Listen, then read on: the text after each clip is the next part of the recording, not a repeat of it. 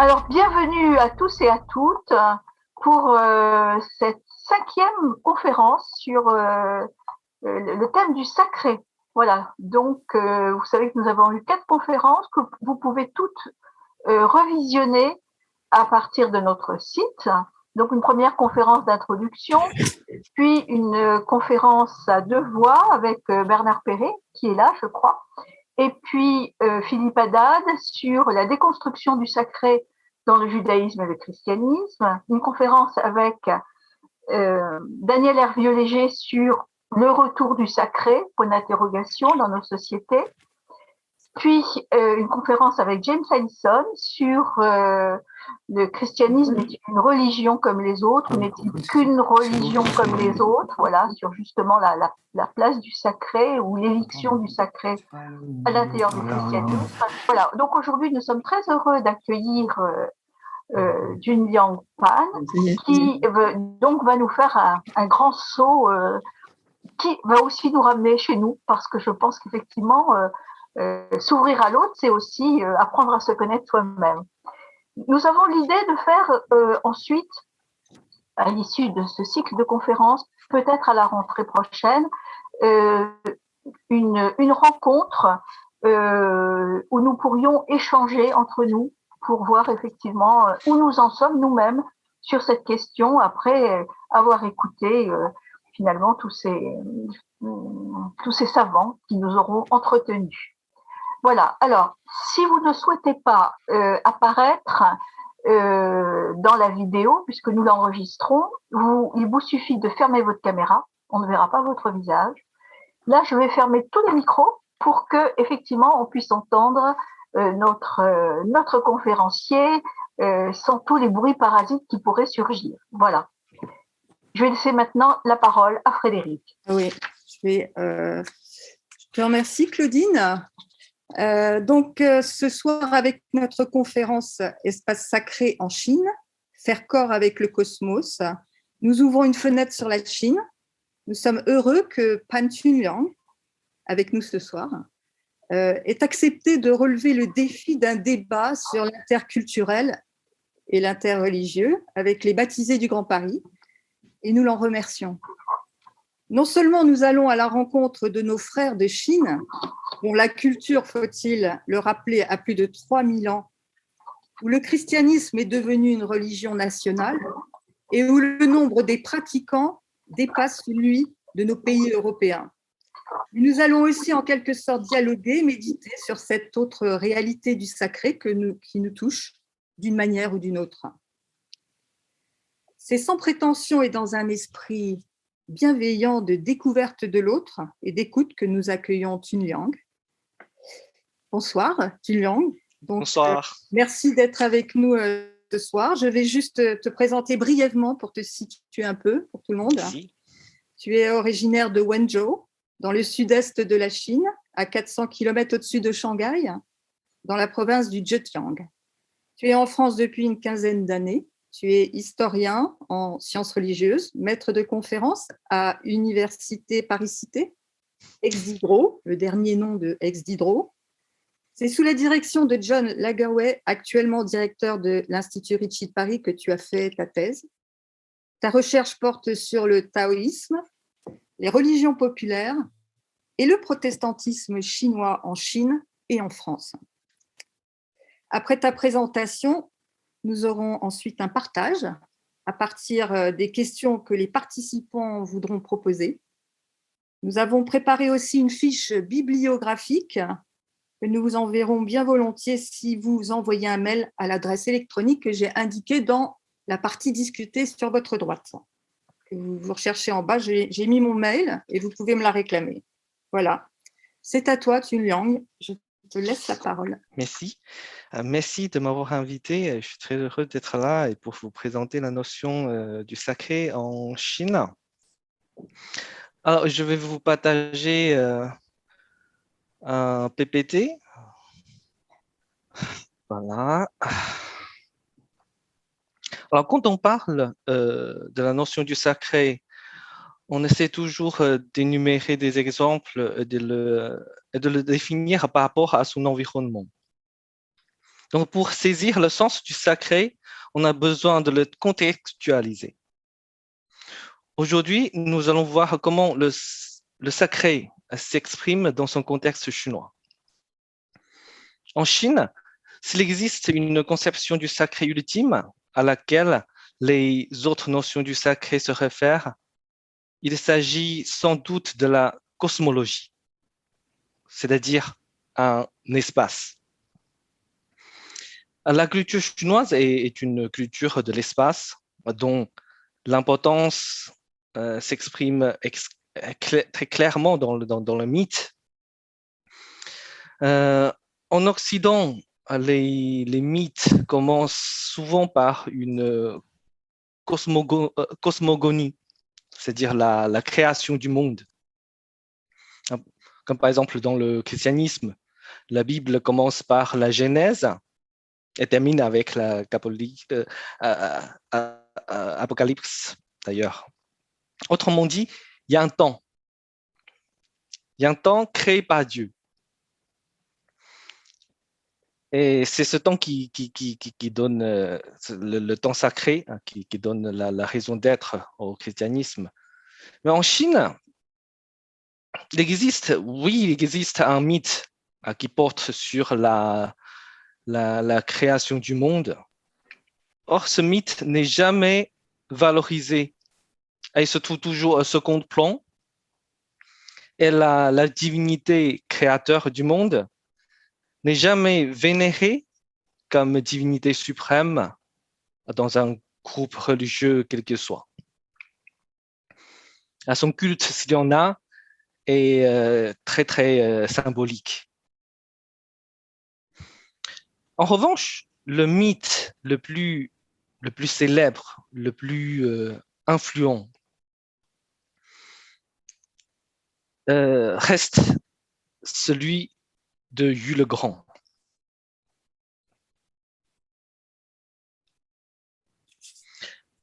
Qui est Yu le Grand? C'est un personnage de l'Antiquité, selon les légendes, bien sûr. C'est celui qui a réglé le problème de l'inondation en utilisant un morceau de terre qui provient du ciel. Donc, c'est un point à retenir, c'est-à-dire la terre provient du ciel. Donc, la terre est céleste, la terre est divine, et la terre est associée au ciel. En utilisant un morceau de terre grandissant, il arrive à conduire les eaux vers la mer, ainsi à régler le problème de l'inondation. Alors,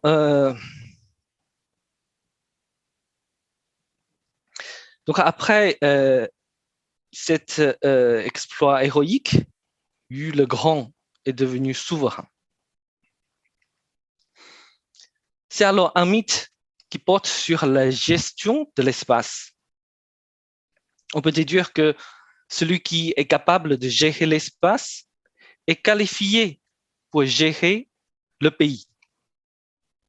Donc, Yu assoit sa souveraineté, assure la maîtrise de l'espace.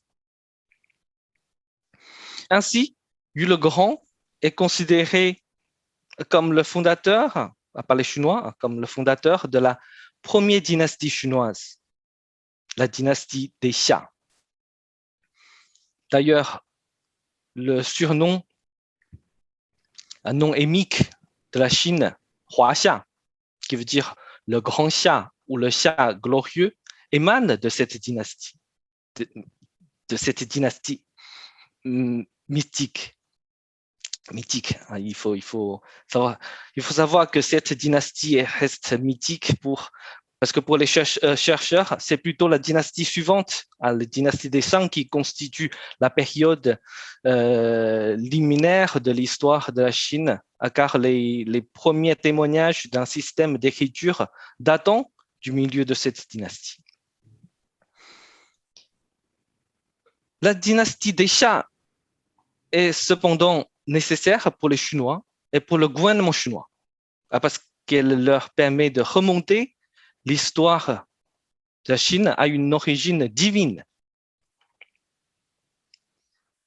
Donc, à Yu le Grand, tous les empereurs dans l'histoire de la Chine déclarent une affiliation afin de s'insérer dans la généalogie dynastique.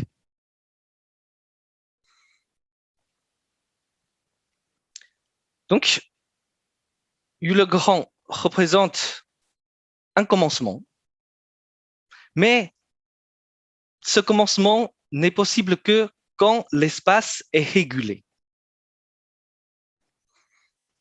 Donc, comme on a dit en Chine, l'espace précède le temps.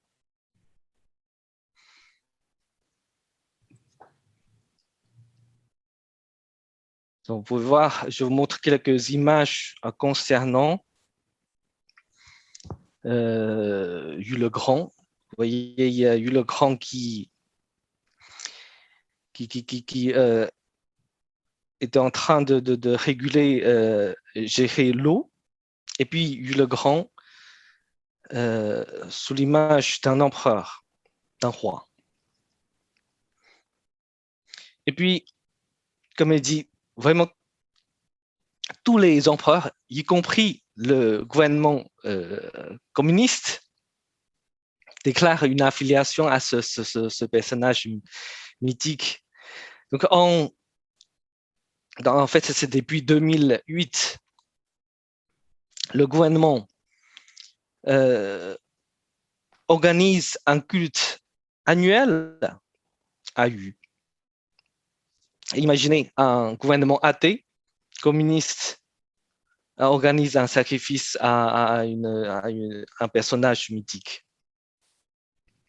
Et à l'occasion de cette cérémonie, sont présents non seulement les gouverneurs, les fonctionnaires provinciaux, mais aussi les fonctionnaires du gouvernement central qui viennent de Pékin.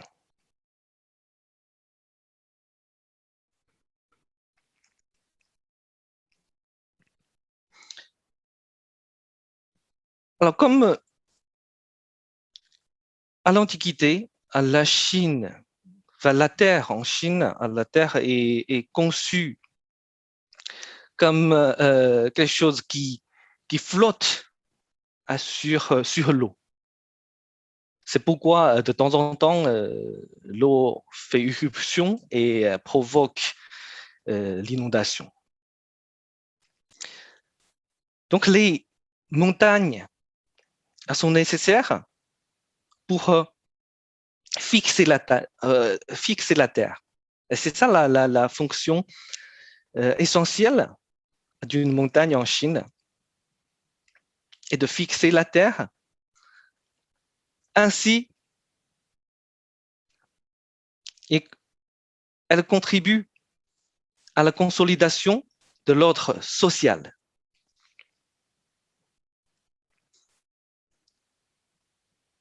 C'est pourquoi, depuis l'Antiquité, les montagnes jouissent d'un prestige distinct et des sacrifices réguliers. Mais il faut savoir qu'à cette époque, la Chine était très divisée et chaque État vénérait la montagne la plus grande de son propre territoire. Et quand l'empereur Qin Shi Huang a réunifié pour la première fois la Chine, il fait faire un recensement de montagnes sacrées dans l'Empire. Et au fil du temps, un système des 5 pics a vu le jour avec l'émergence de la notion de la corrélation et des 5 agents.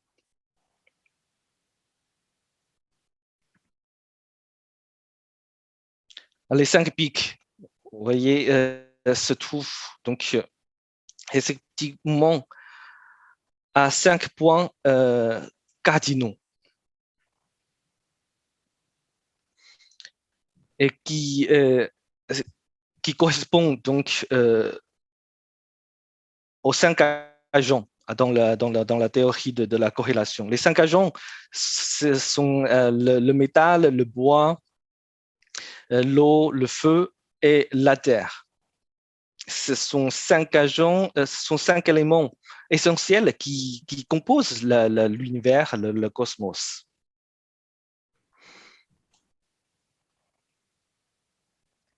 Et ces 5 pics correspondent dans l'espace à 5 points cardinaux.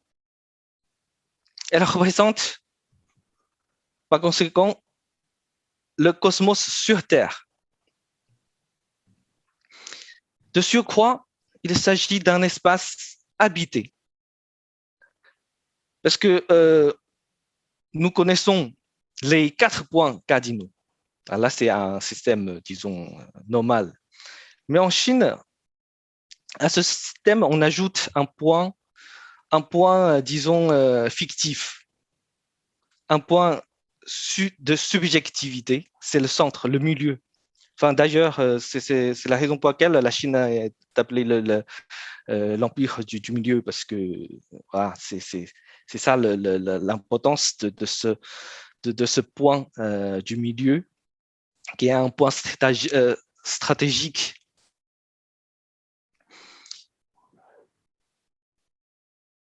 Donc, les 4 points cardinaux protègent le centre, le milieu, alors que le milieu rayonne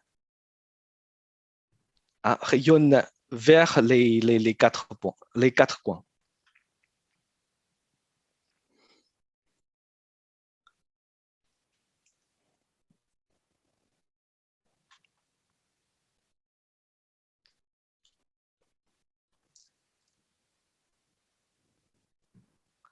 Donc,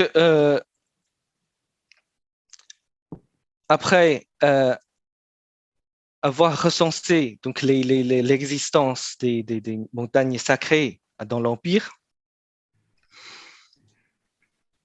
chaque année, le gouvernement central présente des sacrifices aux montagnes, à côté des de grands cours d'eau, ainsi que de divinités de tonnerre, etc.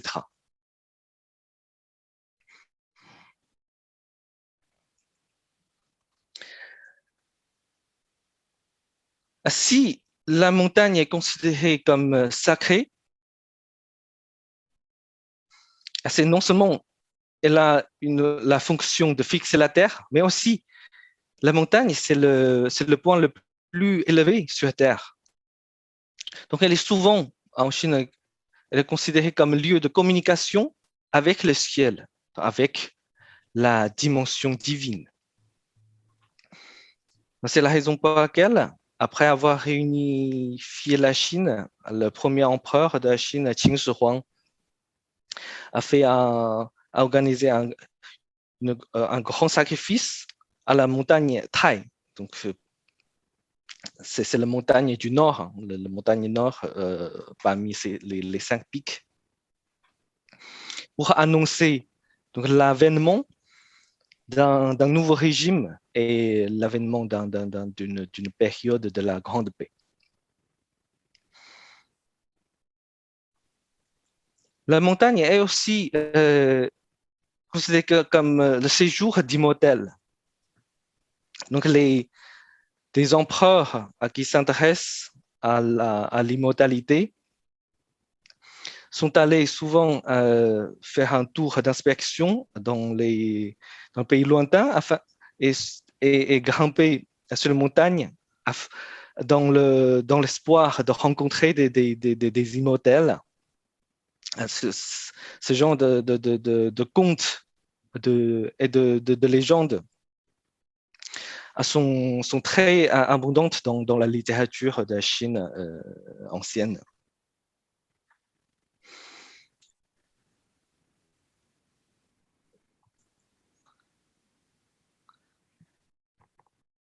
Et le but, bien sûr, c'est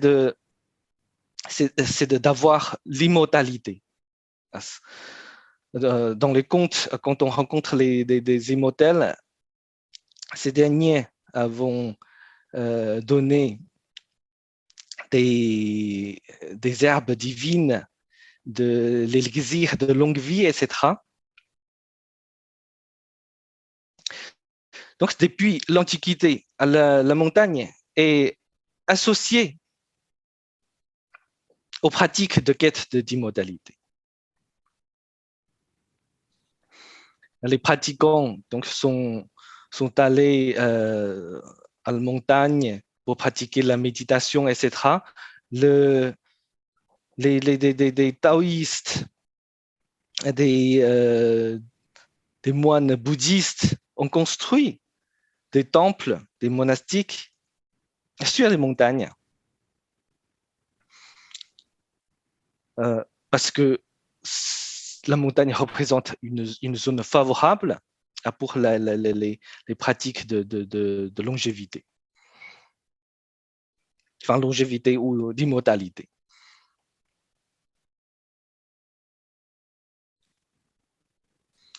Alors, la quête d'immortalité, quelles sont les méthodes principales? Vous pouvez aller chercher des herbes divines, des champignons et de l'élixir de longue vie, extraire des minéraux pour fabriquer des pilules de longévité. Mais tout cela a un coût. Vous allez chercher des herbes divines, donc pendant ce temps-là, vous ne travaillez pas. Et puis, par exemple, pour extraire des minéraux, là, cela nécessite un investissement économique et matériel. Donc, avec le temps, le regard se tourne petit à petit vers l'intérieur du corps. Désormais, tout se passe à l'intérieur. Ainsi est née la pratique de la culture de soi. La méthode sans doute la plus courante de la quête d'immortalité. Les pratiques contemporaines comme Qigong, la méditation, que ce soit taoïste ou bouddhiste, proviennent de cette méthode relève de cette catégorie de la culture de soi. Et cette méthode consiste à garder le soi dans sa place qui lui appartient, c'est-à-dire le corps. L'accent est mis sur l'unité de l'esprit et le corps.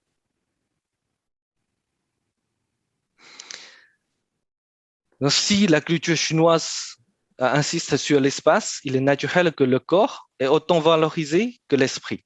Ce n'est pas comme dans les cultures qui valorisent plutôt la parole et l'esprit, comme dans le bouddhisme, dans le christianisme, pareil. Le corps est corruptible et à rejeter, alors que l'esprit perdure. En Chine, le pratiquant de méthodes d'immortalité est censé absorber les souffles bénéfiques afin de nourrir le soi et consolider et étoffer le corps. En même temps, il veille à se protéger de l'infiltration des souffles maléfiques. Donc, par exemple, la possession démoniaque, justement, en Chine, selon la pathologie chinoise, elle est provoquée par un manque de souffle, de qi dans le corps. Quand le corps est moitié vide, un souffle externe maléfique peut en profiter pour s'infiltrer dans le corps humain. Donc, il est alors essentiel de réguler la communication entre les souffles intérieurs et les souffles extérieurs, c'est-à-dire entre le cosmos intérieur et le cosmos extérieur, par les portes corporelles. Par exemple, la bouche, les yeux, les oreilles, bien sûr, mais aussi les pores.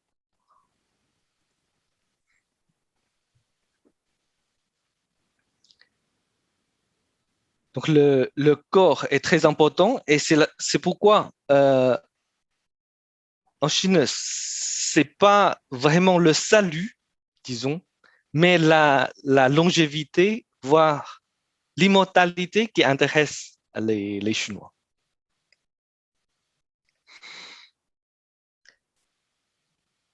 Défendre son corps.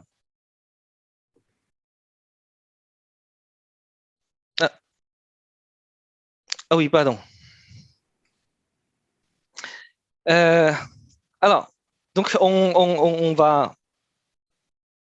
dans les montagnes pour pratiquer des quêtes d'immortalité.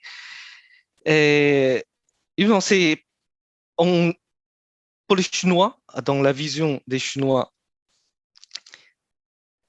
dans la montagne, il est possible de rencontrer des immortels, de trouver des herbes divines. Et si la montagne est sacrée, c'est parce que la montagne est parsemée de grottes où est recelée une vitalité occulte.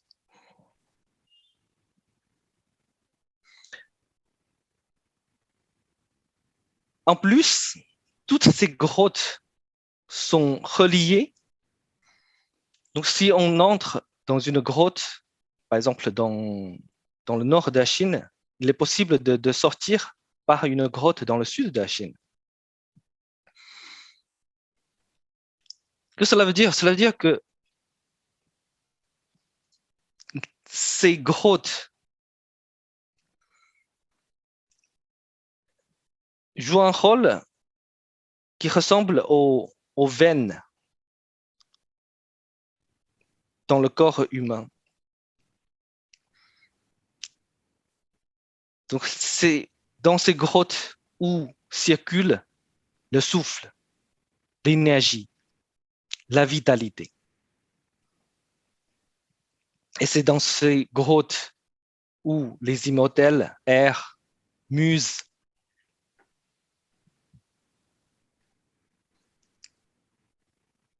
Ainsi,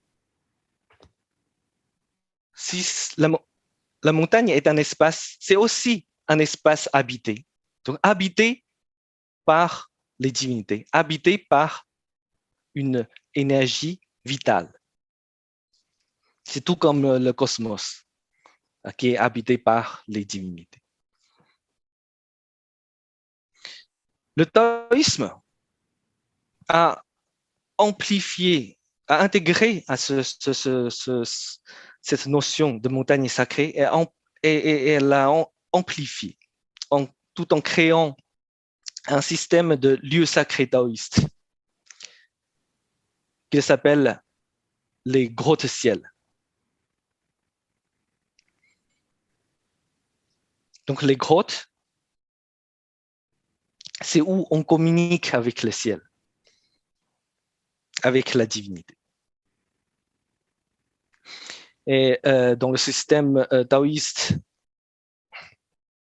il existe 10 grands gros ciels et 36 petits gros ciels et 72 terres de félicité. Ces gros ciels et terres de félicité se trouvent notamment dans le sud de Chine, parce que dans le sud de Chine, c'est la région montagneuse. Et aujourd'hui, presque toutes ces grottes ciel, donc lieux sacrés en Chine ancienne, sont devenus aujourd'hui les hauts lieux touristiques.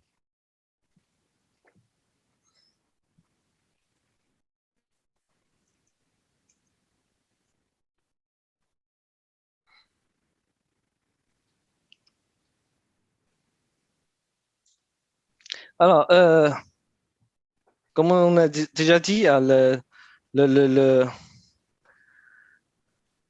la méthode de la culture de soi consiste à se protéger des souffles externes maléfiques.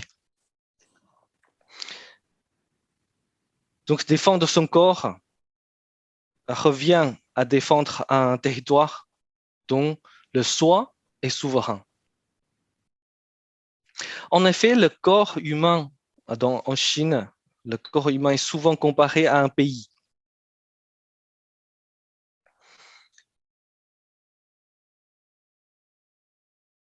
Donc, l'unité entre le corps et l'esprit est très importante car un corps sans l'esprit, c'est comme un territoire sans roi, alors qu'un esprit sans corps, c'est comme un roi sans terre.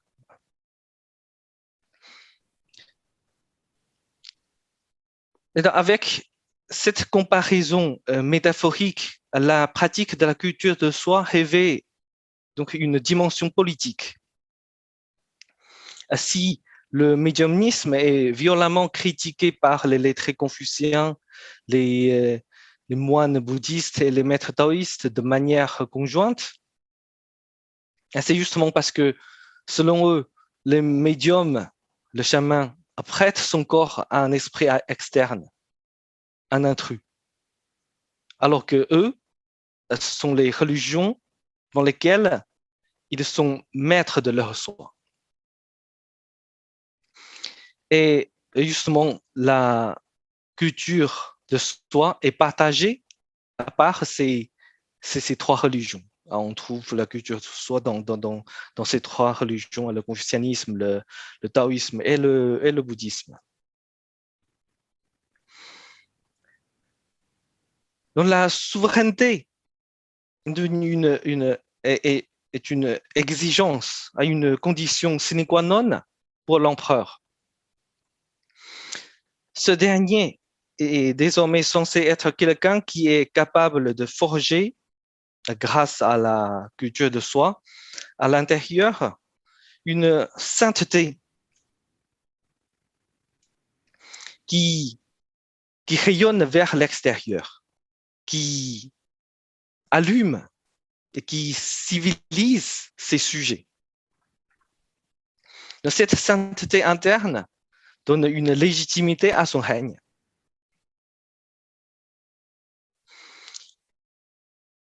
Il n'est donc pas étonnant de voir que dans les contes, les rois légendaires étaient presque tous en même temps rois et immortels. Par exemple, Yu le Grand, et finalement, il est devenu immortel et monté au ciel. C'est-à-dire, dans la dimension individuelle, on contrôle son corps, et dans la dimension publique, on gouverne le pays. Et les deux doivent être conjoints.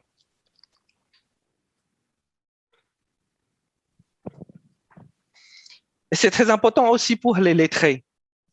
Pour les lettrés qui n'ont pas cette chance de devenir un roi, un souverain, un empereur. Mais si ils pratiquent la culture de soi, au moins ils gardent, ils conservent l'indépendance personnelle. Ils gardent la mainmise sur leur propre corps. Donc c'est une indépendance spirituelle vis-à-vis de la politique. Ça, on voit l'émergence de cette pensée de l'indépendance spirituelle des lettrés vis-à-vis du pouvoir politique qui s'émerge justement sous la dynastie des Song vers le XIIIe siècle.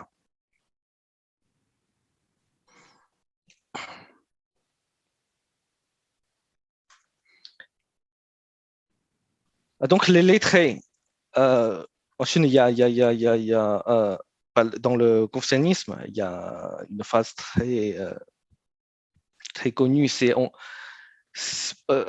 commence par la culture de soi, et puis l'harmonisation de la famille, et puis avant de gouverner le pays. Donc, l'individu, la famille, la société et le pays constituent donc des cercles concentriques. Donc, ce sont des cosmos à différents niveaux.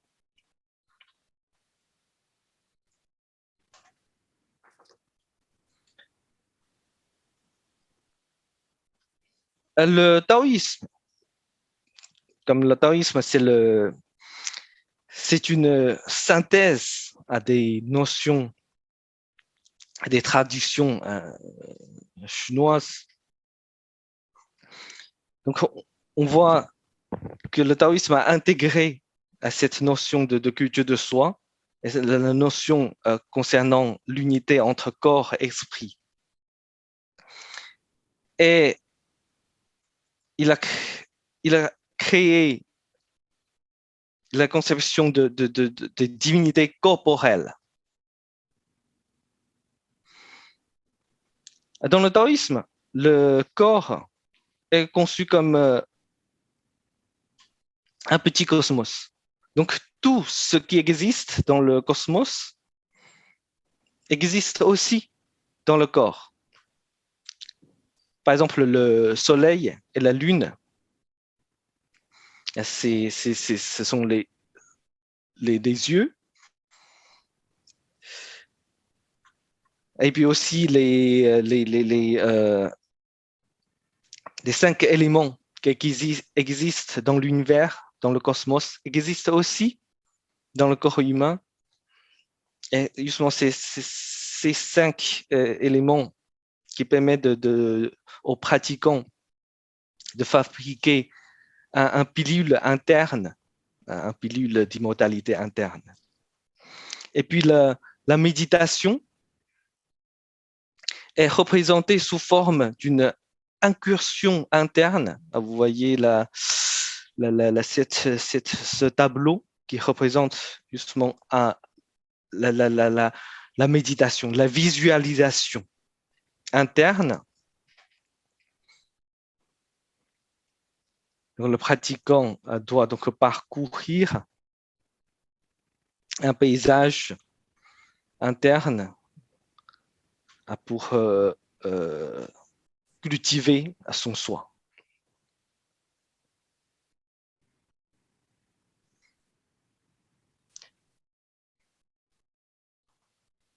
Donc, il y a des divinités qui résident partout dans le corps, sur les épaules, dans les jambes, bien sûr dans le corps, dans le cœur, dans l'estomac, etc. Et les pratiques taoïstes consistent d'abord à les reconnaître. Il faut dire que presque toutes les pratiques essentielles du taoïsme sont construites autour de cette notion de divinité corporelle. Par exemple, l'initiation et l'ordination. Dans le taoïsme, l'initiation consiste à justement à reconnaître les divinités corporelles, reconnaître leurs habits, leur couleur, leur nom, afin de les appeler et leur fonction, leur caractère, etc. Et puis, c'est graduel. Par exemple, à l'âge de 8 ans, le pratiquant reçoit un registre de 10 divinités, c'est-à-dire c'est un registre qui lui permet de reconnaître 10 divinités. Et le nombre de divinités à reconnaître augmente avec l'âge, justement avec l'échelle que le pratiquant va grimper. Donc, et finalement, à l'âge de 18 ans, le pratiquant peut reconnaître l'ensemble des divinités corporelles et avant de les utiliser dans les différentes liturgies. Par exemple, vous voyez, c'est un tableau qui représente les divinités corporelles. Ils sont pendant la méditation, pendant la visualisation, que un pratiquant taoïste visualise et appelle les divinités de sortir de son corps pour effectuer des missions différentes. Alors là, c'est un registre que chaque disciple taoïste va recevoir lors d'une initiation.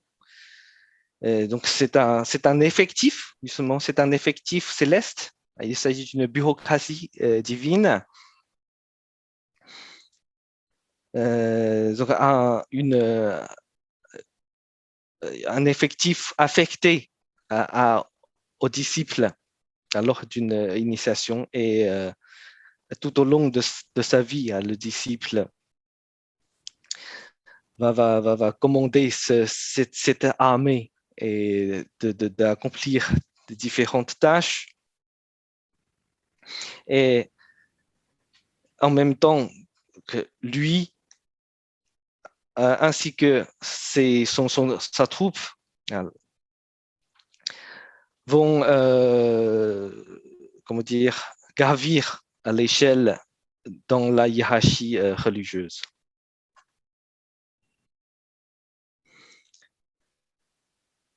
Une liturgie essentielle dans le taoïsme, c'est l'envoi d'une requête. C'est tout comme dans la bureaucratie, disons, profane. On envoie une enquête, on envoie une pétition au gouvernement central. Ici, c'est envoi à l'empereur Jade, donc la divinité suprême,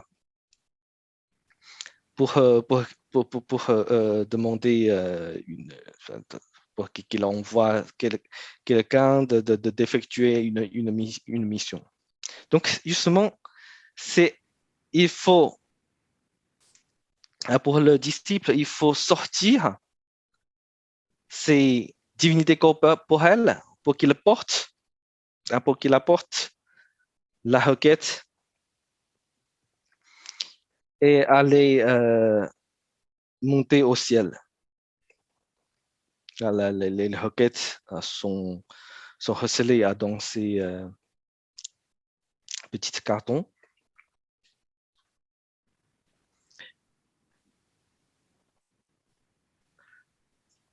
Bon, à conclusion, la culture de la Chine est une culture de l'espace. Cet espace donc, commence par le corps, la famille, avant de s'étendre à la société et au pays. Et il forme il représente donc un cosmos concentrique. Et si l'espace est sacré, c'est parce que l'espace est habité. Ce n'est pas un espace vide. Un espace vide, c'est comme un corps sans âme, sans esprit. Donc, c'est un corps, c'est-à-dire c'est un corps mort. Donc, l'espace doit être habité, doit être animé.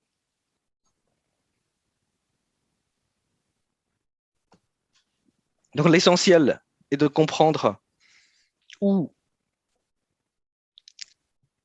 où est le place d'un pratiquant dans dans cet espace afin de le vitaliser.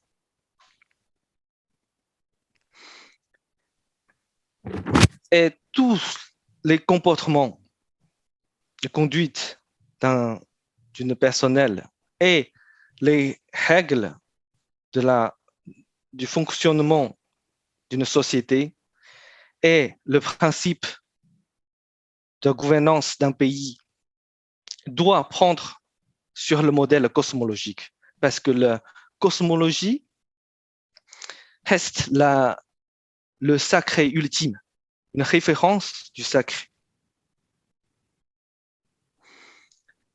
C'est la raison pour laquelle en Chine, il y a la notion du mandat céleste. Si le pouvoir passe d'une dynastie à une autre, c'est parce que parce que la volonté céleste a changé. Le ciel préfère donc confier le mandat à une dynastie autre qu'une autre.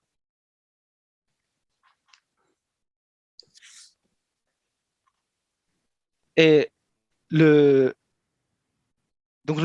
principe pour un roi, un empereur, le principe de gouverner son pays doit aussi se conformer strictement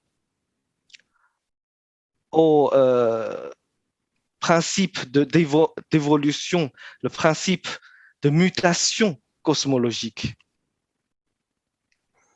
Par exemple, tous les codes juridiques sont créés, reposent sur ce principe. Le but, l'objectif est non seulement de punir ceux qui ont commis une faute, mais aussi de rétablir l'équilibre cosmologique entre le yin et le yang, par exemple. Je m'arrête là. Je ne sais pas si je dépasse le temps. On te remercie. On voit que tu es resté vraiment dans la stricte religion taoïste. Mais nous allons maintenant te poser plein de questions qui nous intéressent forcément par rapport justement à ce système dont tu nous as parlé. Tu nous as pas, évidemment, il est absolument impossible d'aborder la Chine dans tout ce qu'elle est, mais au moins ce que tu nous donnes, c'est un petit goût, un petit reflet de ce qu'elle est réellement, d'accord, au niveau religieux. Alors, si j'ai bien compris, ce que tu as dit, c'est que ce que tu nous as expliqué influence toutes les autres religions pratiquées en Chine. C'est bien ça? Oui. D'accord. Est-ce que quelqu'un maintenant veut poser une question? Alors, je vois qu'il y a une question pour toi. Est-elle encore vivante pour les Chinois contemporains? Oui, tout à fait, tout à fait. Cette vision cosmique existe toujours, elle perdure dans l'esprit des Chinois aujourd'hui. Par exemple, vous voyez le gouvernement chinois rend un culte annuel au Jules Grand, etc. Et aussi, par exemple, l'équilibre cosmologique, cosmique existe toujours.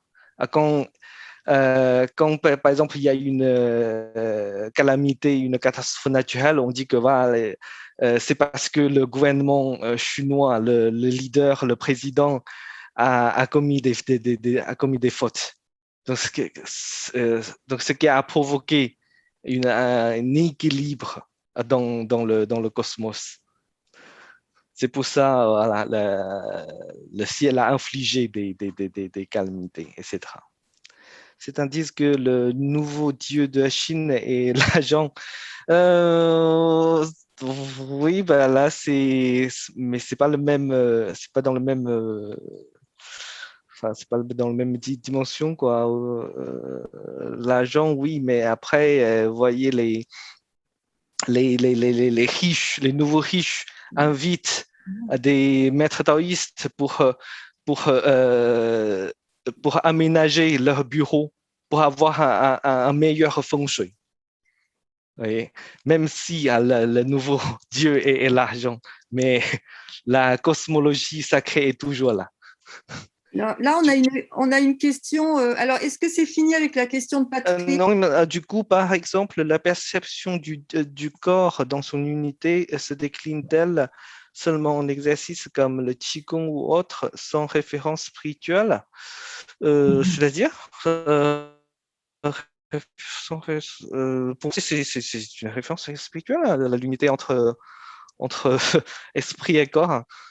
Et Qigong pourrait être spirituel. La méditation, c'est spirituel.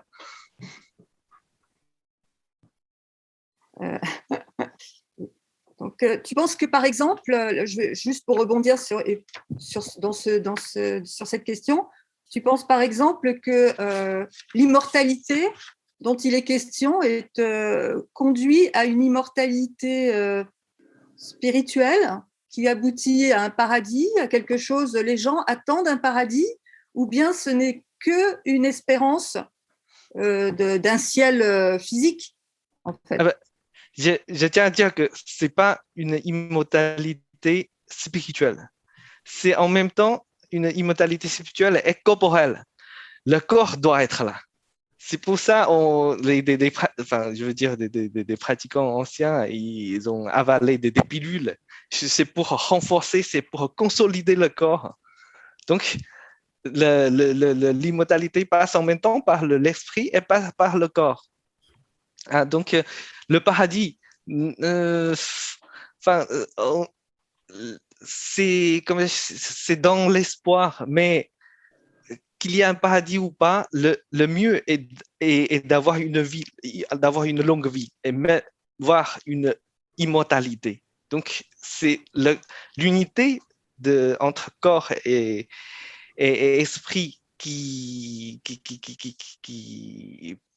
peut, comment dire, parcours qui peut passer par tous ces temps différents. Alors, on va continuer avec une question de Bernard Perret. Alors, est-ce que Bernard Perret a la parole? Oui. Oui, merci beaucoup. Oui, vous avez, merci beaucoup, c'était très intéressant. Vous avez évoqué le sacrifice annuel à Yu-le-Grand qui serait encore pratiqué aujourd'hui. Alors, c'est très intriguant. Alors, j'ai essentiellement deux aspects dans ma question. D'abord, comment est-ce que la notion de sacrifice s'articule avec la spiritualité essentiellement cosmologique et plutôt centrée sur le corps et l'accomplissement, l'équilibre, etc. À qui sacrifie? Enfin, est-ce que le Dieu auquel on sacrifie a une quelconque existence spirituelle? Qu'est-ce qu'on lui sacrifie? Est-ce qu'on lui sacrifie des animaux, etc., ou simplement des offrandes? Et puis, est-ce qu'on connaît un peu l'histoire du sacrifice en Chine? Est-ce qu'il y a eu des sacrifices humains à une période très, très éloignée? Comment est-ce que tout ça s'est transmis, etc.? Je ne sais pas si... Voilà, c'est tout un ensemble de questions autour du sacrifice. Oui, en fait, mon sacrifice humain existait dans un temps très, très ancien, à l'Antiquité. Et je pense qu'à partir des années 1000,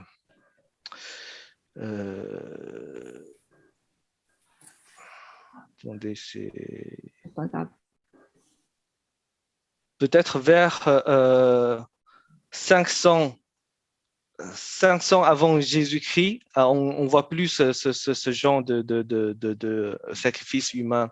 À la place, on pratiquait plutôt un sacrifice composé par un bœuf, un mouton et un corps. C'est le sacrifice le plus glorieux Après, par exemple, là, c'est pour présenter auprès du Dieu suprême. Après, pour les dieux de montagne, les dieux de grande eau, par exemple, on sacrifie, par exemple, seulement un taureau ou bien un mouton, etc. Et à mon avis, justement, les sacrifices sont très importants pour que une forme, enfin, c'est une forme concrète d'une spiritualité. La spiritualité se concrétise dans les sacrifices et il est remis en scène le moment, justement, le moment le moment de la fondation d'une dynastie. Ça, c'est très, très important. Donc, c'est pour rappeler le temps sacré de. D'accord. Je ne sais pas si. Oui, juste un commentaire, juste très rapide. Vous avez cité la date 500 avant Jésus-Christ. C'est très intéressant parce que ça correspond à l'âge axial, enfin, dans les théories comparatistes, et qui est une période de l'histoire de l'humanité où beaucoup de civilisations ont renoncé au sacrifice humain à peu près à la même époque. C'est quand même assez... Est-ce qu'il a une raison pour ça? Pourquoi on... Enfin, une explication pour ça. Ça correspond à un moment d'évolution des civilisations où on est sorti d'une espèce d'archaïsme et d'une vision très violente des dieux à qui on devait c'est intéressant. humaine. Et ça existait aussi chez les Juifs d'ailleurs. Hein, les prophètes écrivent contre les sacrifices à cette époque-là aussi. Enfin voilà, c'est intéressant. On sacrifie des pays maintenant. Du coup, est-ce qu'on peut considérer le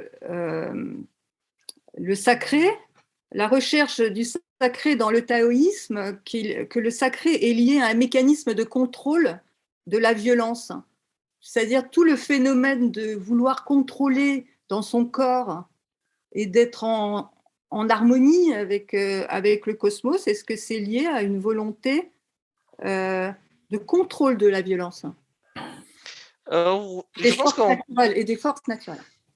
Oui, je pense qu'on peut dire ça parce que la violence perturbe justement l'équilibre cosmologique qui risque de troubler, de perturber l'ordre, non seulement l'ordre social, l'ordre politique, en même temps aussi l'ordre cosmologique, cosmique. Donc,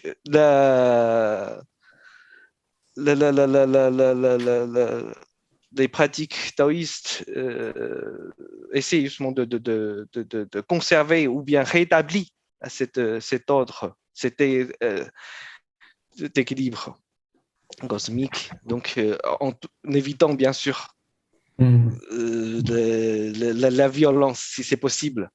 Mais parfois, la violence est nécessaire parce que il s'agit des rituels exorcistes. Les rituels exorcistes, justement, c'est parfois, pas tous les rituels exorcistes, mais parfois à part des moyens violents pour chasser justement les énergies maléfiques, troublantes. Voilà, c'est ça. Est-ce que quelqu'un veut poser une autre question? Là, je ne vois pas beaucoup de questions, mais… Ah oui, pardon. Oui, alors, allez-y. Marcel. Je vole la place à Jean-François. Non, vas-y. Ah bon, excuse-moi, Jean-François. Non, voilà, moi, je voulais simplement faire une réflexion. Je ne sais pas si elle est justifiée d'ailleurs. Disons que dans la chrétienté, on arrive assez bien à voir deux sortes de blocs idéologiques, si je peux m'exprimer comme ça. Il y a d'une part, comment dirais-je, la doctrine de vie, telle qu'elle est exprimée par la parole des évangiles ou de Jésus, et puis un bloc idéologique qui est celui du sacré, des rituels, des rites, et qui se traduit essentiellement d'ailleurs par la divinisation de la personne de Jésus. Alors, dans votre propos, on voit bien que vous décrivez la part du sacré. Un sacré qui semble d'ailleurs très, très individualiste. À partir du moment où on arrive à formater l'homme tel qu'il faut qu'il arrive pour sa quête de l'immortalité, à ce moment-là, il est par définition un maillon essentiel de l'ordre social. Mais est-ce qu'il n'y a pas par ailleurs aussi une sorte de corpus qui serait une doctrine sociale, un peu comme le confucianisme? Et c'est là où j'en viens à me demander si le confucianisme n'est pas la part indispensable qui doit compléter ces rituels, ces sacrés dans le taoïsme pour faire une véritable religion. Merci. Bon, je pense que j'ai mal expliqué. En fait, justement, pour moi, c'est pas seulement individualiste, mais aussi très. Il y a aussi la dimension publique, comme on dit. C'est d'abord l'individu, mais ça s'étend dans la famille et dans la société et puis dans le pays. C'est-à-dire, un individu doit trouver sa place propre dans la famille, dans la société, dans le pays et puis dans le cosmos. Donc, c'est-à-dire s'entendre avec les autres. Et ça, c'est non seulement dans le taoïsme, c'est aussi dans le confucianisme. Mais après, il y a le bouddhisme a intégré aussi, c'est un aspect de cette notion. Donc, c'est quelque chose de partagé. C'est pas une prérogative du taoïsme, c'est quelque chose partagé dans la culture générale chinoise, disons. Donc, voilà, un individu doit apprendre à vivre avec son environnement, avec la cosmologie sacrée. C'est ça le principe. Mais alors, si on veut prendre la religion globalement, prenons le Japon, par exemple, qui est, j'allais dire, votre voisin, notre voisin. Et au Japon, on voit bien qu'il y a aussi le shintoïsme, qui véhicule de toutes les religions traditionnelles, les divinités en nombre innombrable et des tas de cultes de tout genre. Et puis, ils se partagent d'ailleurs le rôle avec le bouddhisme. Oui, tout à fait. Mais en même temps, il y a en plus un grand poids accordé au confucianisme, comme en Chine, semble-t-il. Ce qui fait que si on demande quelle est la religion d'un Japonais, il va se référer en fait à une coagulation de ces trois courants, bouddhisme, shintoïsme et confucianisme. Et c'est pour ça que, alors est-ce qu'on peut détacher les uns des autres et par exemple considérer que le taoïsme fait office de religion complètement, sans référence ni au bouddhisme ni au confucianisme, ou alors il faut coller les trois ensemble pour faire une véritable religion chinoise? À mon avis, c'est plutôt la deuxième solution. C'est-à-dire la religion chinoise est composée par le confucianisme, le bouddhisme et le taoïsme, mais aussi une quatrième religion, la religion populaire, le médiumnisme. Ah bon? Chaque religion joue un rôle complémentaire vis-à-vis de l'autre religion. Donc, c'est la complémentarité qui prévaut dans la religion chinoise. Donc, en Chine, quand vous vous posez la question à quelle religion croyez-vous, ça n'a pas beaucoup de sens parce que un bouddhiste peut aller aussi consulter un maître taoïste s'il s'agit d'un rituel exorcite et probablement avant d'aller chez un taoïste, il va consulter d'abord un médium pour déjà pratiquer une divination pour décider un jour propice, tout ça. Donc, c'est plutôt les pratiques, les pratiques qui sont les plus importantes. Comme en France, on pourrait dire la seule religion, finalement, c'est le christianisme, la laïcité et le macronisme, le en même temps. Bon, enfin, on va donner la parole à Jean-François. Oui, merci. Je voudrais d'abord vous remercier parce que c'est un exposé passionnant et qui suscite une multitude de questions. Et moi, je voudrais en poser au moins deux. La première, est-ce que vous pourriez en dire plus sur l'empereur de Jade? Parce que c'est une figure dont on parle souvent quand on est en Chine. Et pour nous, on a tendance, parce que nous sommes de culture monothéiste, à peut-être à lui attribuer un rôle plus important qu'il ne l'est en réalité. Mais enfin, est-ce que vous pourriez nous en dire plus, en tout cas, sur la fonction de l'empereur de Jade? Et puis une deuxième question d'un autre ordre. Vous avez insisté à juste titre sur le rôle de régulation de l'espace qui est fondamental. Est-ce qu'on peut interpréter la politique chinoise actuelle des routes de la soie comme une tentative d'organisation de l'espace au niveau global et pas seulement de la Chine proprement dite? Merci. Pour le rôle d'empereur Jade, c'est une divinité qui émergeait au cours du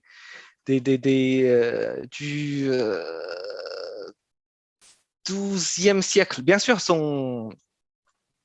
la divinité existait depuis longtemps, mais son rôle est devenu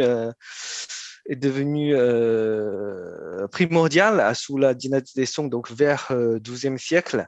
Il s'agit d'une divinité charnière entre les divinités innées et les divinités créées. Donc les divinités innées, ce sont les divinités qui émanent du Tao. Donc ils sont, comme dire, ils sont incarnations du souffle primordial. Donc ce sont des divinités disons, qui ne mangent que de l'encens, parce que ils sont incarnations du temps. Alors que sous le commandement de l'empereur de Jade, c'est une bureaucratie céleste, c'est-à-dire ce sont des divinités opérationnelles, divinités fonctionnelles. Ce sont des divinités qui accomplissent des différentes tâches, alors que les trois puretés, donc les divinités innées, sont là, mais symboliquement, quoi.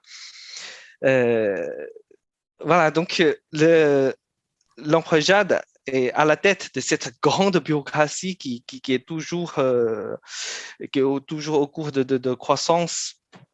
C'est la raison pour laquelle on s'adresse à l'empereur de Jade au lieu de trois puretés, parce que l'empereur Jade est comme le chef d'un gouvernement.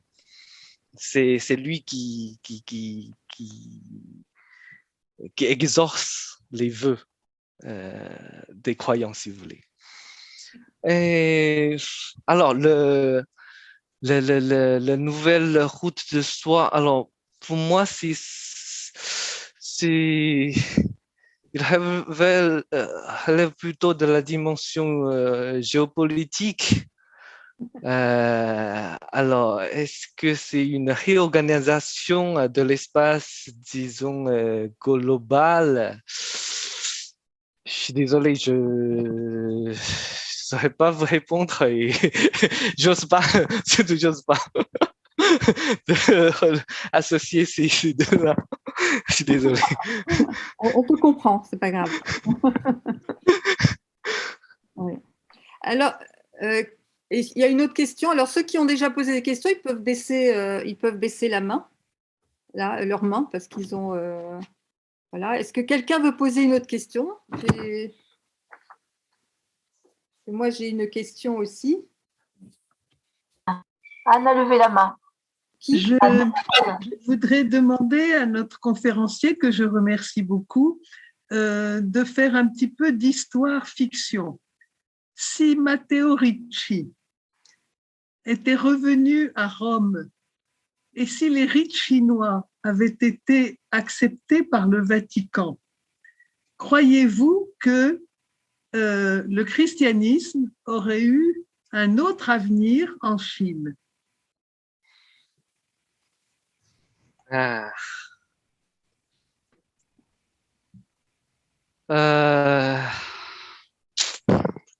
oui. En fait, c'est la question de la compatibilité Ouais. entre le christianisme. C'est-à-dire, ouais. C'est-à-dire et si on continue voilà. à pratiquer le principe d'assimilation, l'acculturation, est-ce que le christianisme est devenu plus compatible? C'est possible. Je pense que c'est possible. Aujourd'hui, ce que je trouve, à part au niveau politique, le christianisme est considéré par le gouvernement communiste comme une culture étrangère, donc qui a besoin d'être domestiquée, d'être domptée, assimilée. Il y a aussi un problème, une question culturelle. Par exemple, la traduction de la Bible, à mon avis, est très problématique.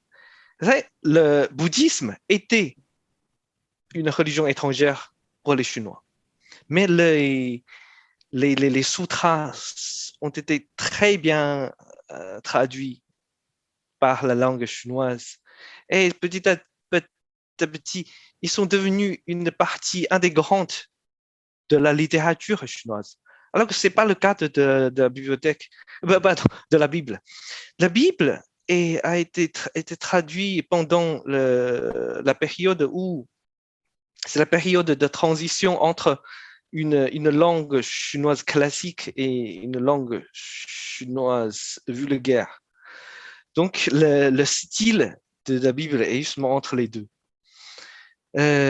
Donc, c'est un style vraiment très, très difficile à comprendre. Et puis, à mon avis, c'est très difficile pour la littérature biblique de devenir une partie de la littérature chinoise. Là, voilà, c'est déjà ça. Après, moi, je vais poser une question. Puisque tu connais le milieu protestant, les milieux chrétiens, chinois à Paris, mais aussi en Chine, est-ce que tu penses qu'il y a une influence du taoïsme dans la culture chrétienne parmi les Chinois chrétiens actuellement, en Chine ou ici? Pas forcément taoïste, mais une influence de la culture chinoise globale, disons. Oui, parce que certains protestants, protestants chinois étaient à l'origine, disons, croyants de la religion chinoise, disons. Donc, ils conservent certaines pratiques, parce que je connais des protestants chinois qui continuent de consulter un médium lorsqu'ils sont malades, par exemple, ou lorsqu'ils rencontrent un problème dans la vie. Voilà, donc ils conservent certaines coutumes. Voilà. D'accord. En Chine, il existe un nombre impressionnant de protestants et actuellement, c'est les chrétiens, le nombre des chrétiens en Chine actuellement est énorme. Donc, on approche on ne peut pas le définir officiellement, mais c'est quand même entre 40 et 70 millions de personnes. Ouais, donc, c'est quand même. C'est pas exagéré, tu es d'accord? Non, voilà, c'est pas exagéré ce que je dis. Ouais. Donc, c'est quand même énorme. Quand tu parles du taoïsme et de la religion taoïste que tu viens de décrire, ça représente pas autant, je parle des pratiquants, je ne te parle pas de ceux qui sont influencés. Est-ce que tu penses que les chrétiens de Chine actuellement peuvent rester purement protestants tels qu'ils sont en France ou aux États-Unis, ou est-ce qu'ils ont une coloration sinisante? Parce que tu sais qu'aujourd'hui, Xi Jinping, il veut tout siniser. Alors, que devient le christianisme en Chine à l'heure actuelle? Enfin, après, je ne sais pas s'il existe une forme pure du christianisme. Donc, comment définir un pur protestant déjà? Après, la politique d'assignisation de Xi Jinping, à mon avis, ne marche pas. Parce que déjà, il ne s'agit pas de signisation, il s'agit plutôt de la euh, comment dire, politication, parce que politisation, ça, c'est une stratégie plutôt politique au lieu de culture. Alors que la sinisation du protestantisme euh, entamé, a commencé déjà dès son arrivée en Chine. Bien sûr, il y a toujours une forme, disons, locale du protestantisme lorsqu'il est importé quelque part. Il y a toujours ça. Donc, le protestantisme, je pense que déjà en Chine, il y a des formes vraiment très, très diverses du protestantisme. Et les groupes, on parle, moi justement, je travaille sur un groupe qui s'appelle l'Église du Dieu Tout-Puissant, qui est considéré comme un groupe, comment dire, un groupe, un culte, voilà. Enfin, un culte, pardon, un secte, une secte, en même temps par le gouvernement et par les protestants. Parce qu'ils ont mélangé beaucoup de notions traditionnelles, synthétiques, par exemple le Lao Tianyi, donc le ciel, etc., dans leur croyance.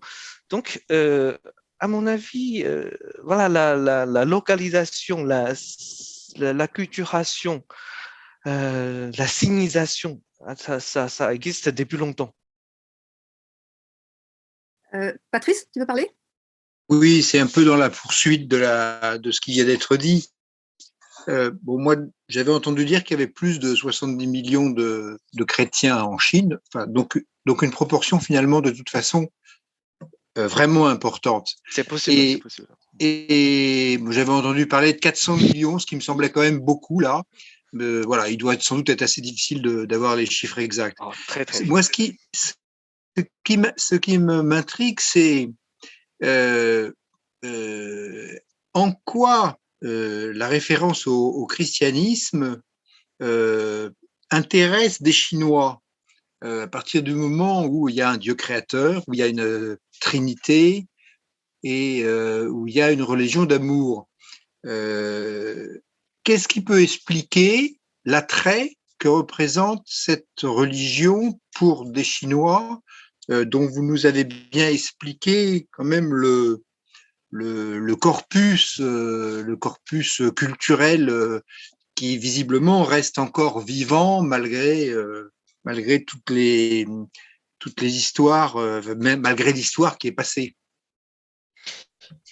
Je pense que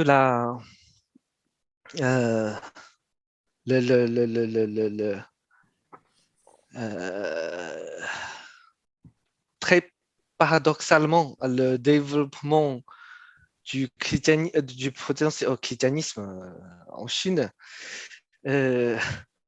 résulte peut-être de la politique du gouvernement chinois, du gouvernement communiste, surtout pendant la révolution culturelle, où les temples traditionnels ont été détruits.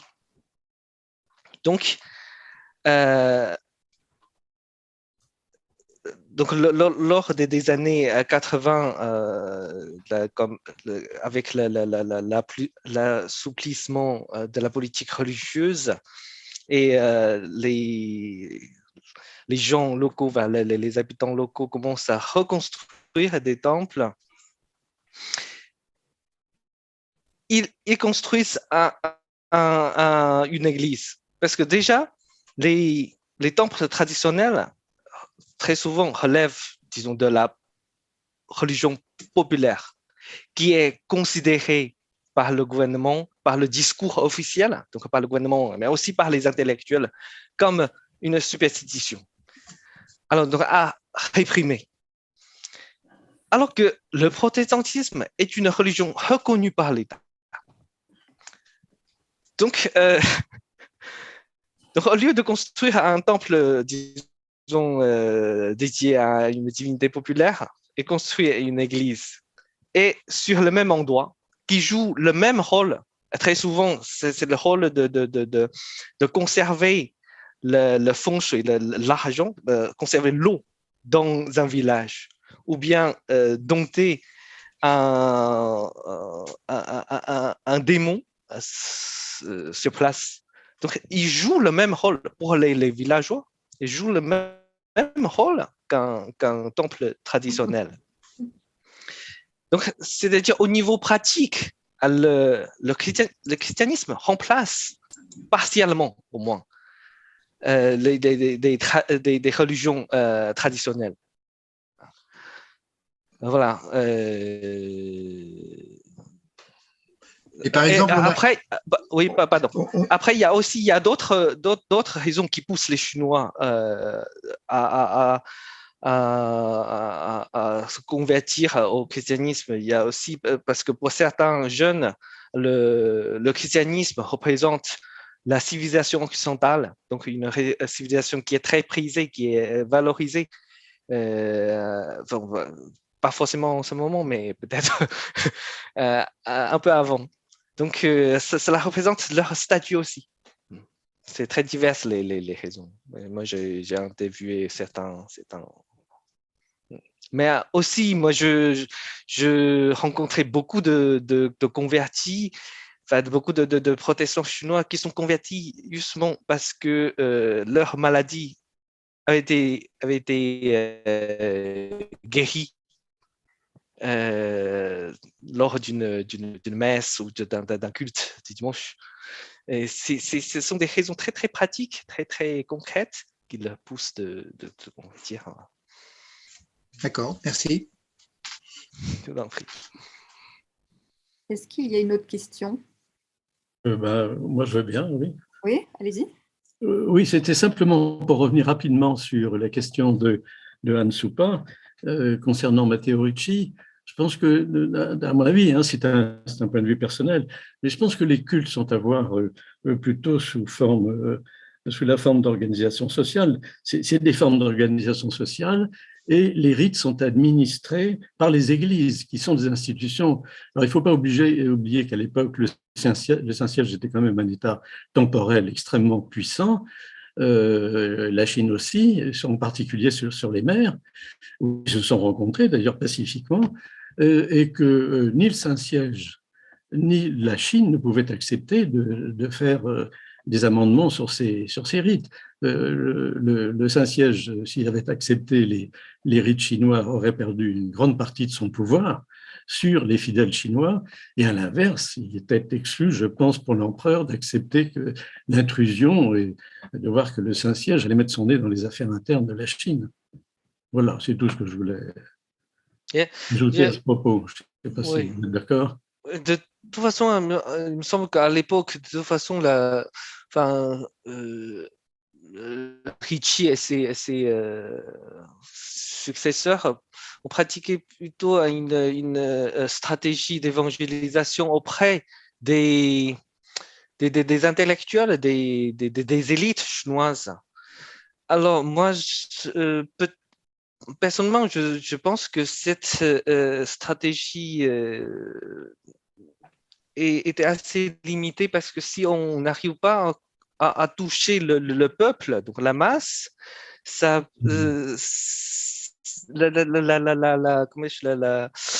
cette mission risquerait d'être interrompue par un coup d'État, par exemple, à un événement politique, etc. Alors, c'est vraiment après la guerre de l'opium que les prêtres, des pasteurs sont entrés en Chine et effectué leur travail d'évangélisation à partir du peuple, à partir de la société locale. À mon avis, c'est plutôt ça qui était plus efficace.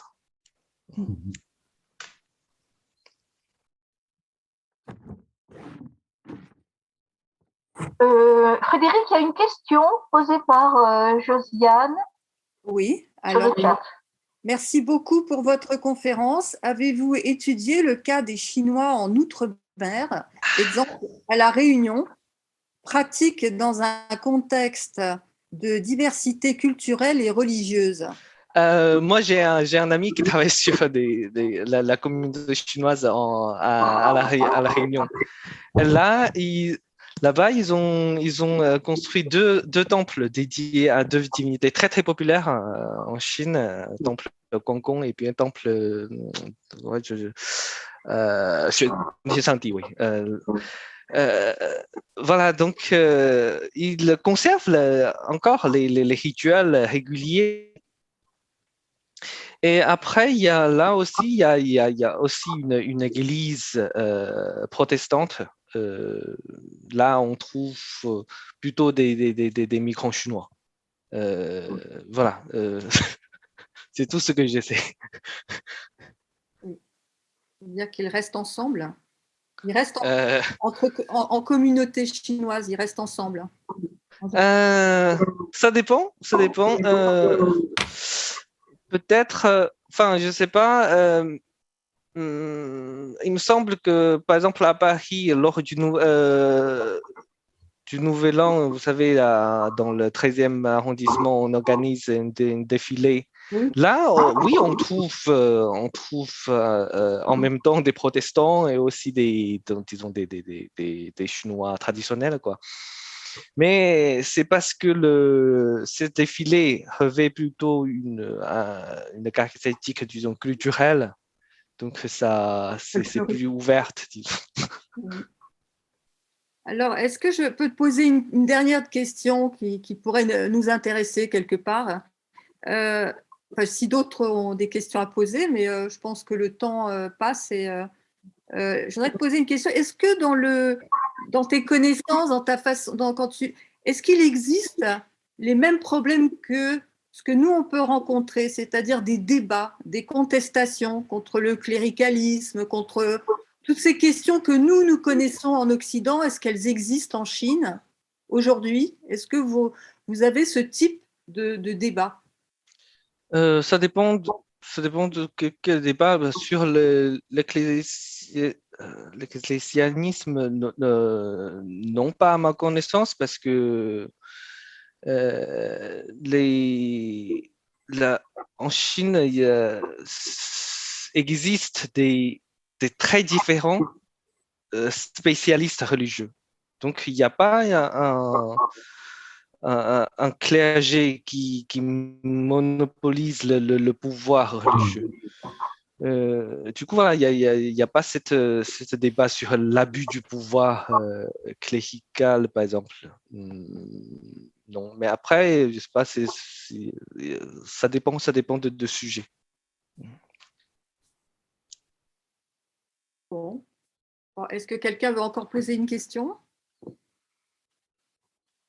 Je crois que de toute façon, on ne pourrait pas répondre à toutes les questions qu'on voudrait. Tu ne pourrais pas répondre à toutes les questions qu'on voudrait poser. Il y en a tellement. Et puis, tu as un savoir que nous, on a des connaissances un peu plus intellectuelles, peut-être. Toi, tu fais un travail de terrain. Donc, tu es au contact des gens sur le terrain. Et donc, on n'aura pas eu le temps de traiter la question de la sortie de la religion. Hein, ce sera après, si vous comptez organiser une rencontre physique, je peux être là si vous êtes d'accord. Oui. On peut encore discuter davantage si vous voulez. Parce que la Chine est un grand sujet et en tout cas, on te remercie beaucoup et puis, on remercie beaucoup tous ceux qui sont venus ce soir. Hein. Je profite pour dire à Claire, à Christine, à mes copines qui sont là. Et voilà, donc je pense qu'on va pouvoir se quitter. Et merci encore. Alors, je rappelle que si vous désirez, à vous tous. Si vous voulez, j'ai à votre disposition une bibliographie assez intéressante parce que j'ai notamment quelques livres qui ont été proposés par Tun Liang, mais j'ai ajouté aussi des livres qui, à mon avis, sont vraiment très importants. Si vous voulez, à propos de la sortie de la religion en Chine, un document excellent. Vous avez aussi la question religieuse en Chine de Vincent Gossart et David Palmer, qui sont des bibles pour comprendre la religion en Chine aujourd'hui, et un livre classique de Hans Kung avec Julia Qing, qui est vraiment un incontournable et qui s'appelle Christianisme et religion chinoise. Et je vous invite à le lire parce que ce livre de Hans Kung est vraiment, je crois, fondamental. Voilà. Donc, merci beaucoup. Je pense, Frédéric, qu'on pourrait mettre cette bibliographie sur le site sous l'annonce de la conférence de Pagnon. D'accord, je la mettrai, oui, d'accord. Voilà, comme ça, nous la trouverons là si nous la voulons. Alors, oui, je vais la mettre sur le site, comme ça, ce sera plus simple. Voilà. D'accord, voilà. Merci beaucoup. Merci beaucoup. Merci. Merci, bonne soirée. Merci bien.